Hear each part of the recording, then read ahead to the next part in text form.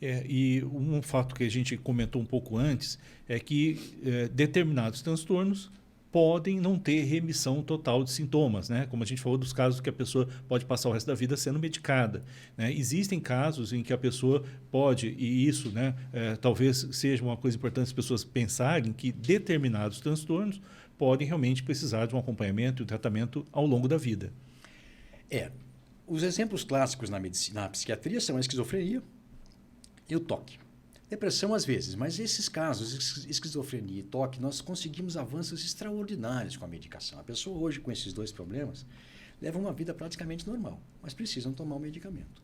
É engraçado como na psiquiatria isso é tido como um grande problema, mas existem tantos outros quadros crônicos na medicina que exigem tratamento contínuo. Eu mesmo tenho uma arritmia e tomo remédio já há 30 anos e vou seguir tomando remédio. Quem tem pressão alta, quem tem diabetes, quem tem colesterol alto, toma remédio para o resto da vida, e os médicos até falam, olha, você tem um problema, você vai tomar remédio para o resto da vida.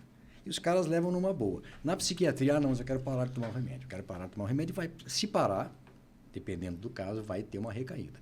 Mas quando se fala especificamente de transtornos de ansiedade, a meta é suspender a medicação, pelo menos a meta inicial. É lógico que se chega a um quadro muito grave, já com um histórico bastante difícil de controle, você não deveria levianamente prometer, não, eu aqui vou conseguir que você fique bem e sem remédio. Mas você pode sempre dizer que vai tentar, que essa seria a sua meta. Vamos ver se a gente consegue. Mas aí chega um momento em que você vai perguntar, escuta, você quer ficar bem tomando o remédio como uma retaguarda ou você quer ficar à mercê dessas crises de ansiedade sem remédio? Porque essa é a troca, essa é a escolha. Não é, olha, ficar bem tomando remédio e ficar bem sem tomar o remédio. Não. O dilema é esse. Você fica bem tomando remédio, se você não toma o remédio, em alguns casos, você corre o risco de ter recaídas e ter, eventualmente, ser pego de surpresa numa situação em que tudo que você não quer é ter um problema. E aí as pessoas, cada uma, toma a sua decisão.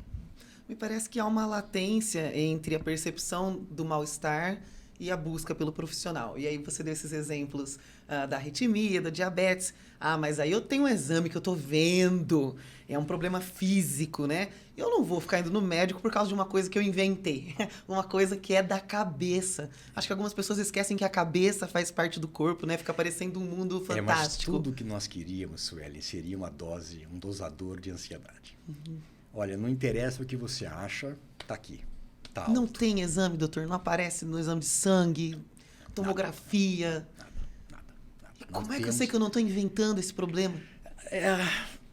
O sofrimento que você apresenta. Uhum.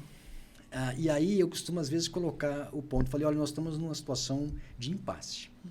Ou você entende que está doente e precisa de um tratamento, ou você veste a camisa de que é sem vergonha, dramática, histriônica, e enfrenta isso e não faz o tratamento. Você tem que resolver isso primeiro.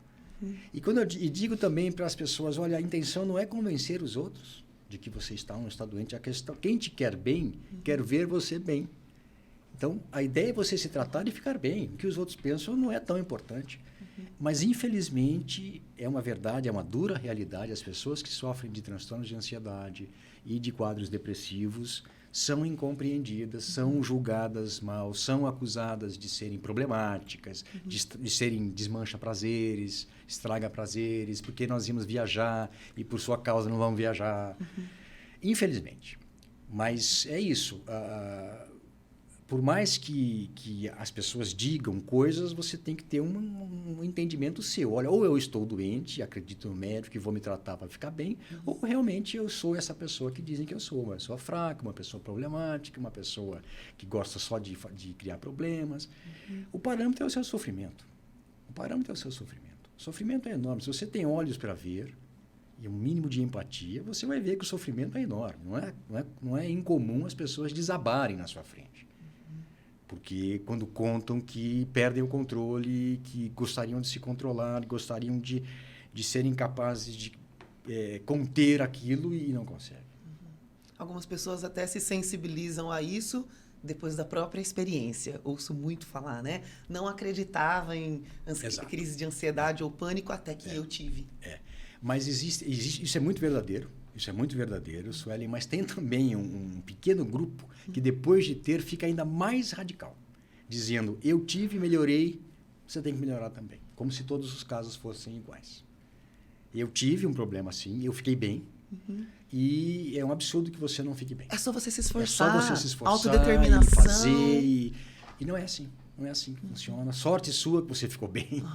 Não pense que o problema é o mesmo. É mais ou menos como eu tenho uma arritmia e estou indo bem. O outro tem e não está indo tão bem. Não, mas se ele se esforçar, vai ficar bem. Não vai. Não vai, não é assim que funciona.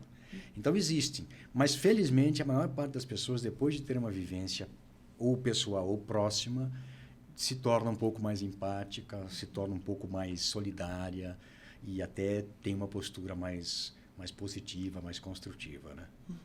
A gente teve, acho que talvez ano passado, se eu não estiver enganada, alguns episódios de ansiedade coletiva. Eu não lembro se foi numa escola, né, que alguma pessoa começa a manifestar sintomas talvez de pânico e as pessoas que estão em volta entram no mesmo processo. Então, parecia até que elas tinham sido... Algumas mães pensaram que tinha sido alguma coisa na merenda escolar, né?